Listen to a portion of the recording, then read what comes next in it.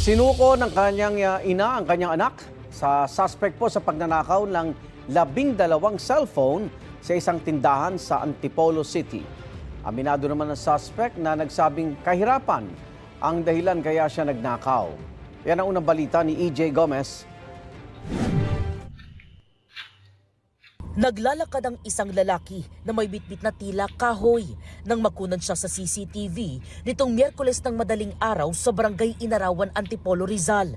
Maya-maya, bumalik siya at may bitbit ng plastic bag. Sa isa pang CCTV, nakita siyang dumaan sa isa pang eskinita.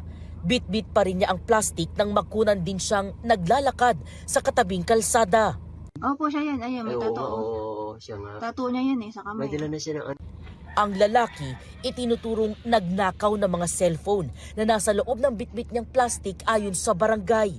Isa raw complainant ang nagsumbong sa barangay na nilooban sila at ninakawan ng 12 cellphone na kanila raw pinaparenta pang wifi sa mga residente sa lugar.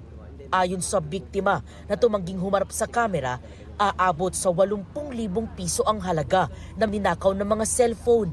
Ang suspect isinuko mismo ng kanyang ina sa otoridad. Kusa ko po siya, ma'am, sinurrender. Kasi yun ang dapat gawin ng isang magulang. Naiyak ako eh.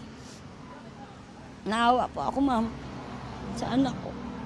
Para hindi po siya pamarisan. Kasi po, yung ibang anak ko, ma'am, mga nakatapos lahat, siya lang yung ganyan. nung pinuntahan namin sa bahay, kusa naman siya sumama, ma'am. Hindi na na-recover ng mga otoridad ang ninakaw ng mga cellphone. Ayon sa 23 anyos na suspect, ibinenta na niya ang ilan sa mga ito sa halagang 500 pesos.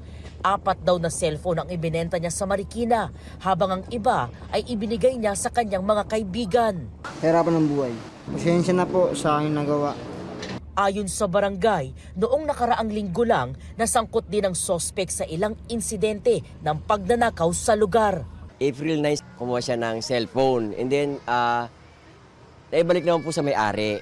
Pero naka-blatter naman sa akin yung nangyari. And then after, kinabukasan, April 10, alak na lang yung mamang kinuha. And then, nahuli din naman siya dahil kasi yung tindahan na yun, meron CCTV.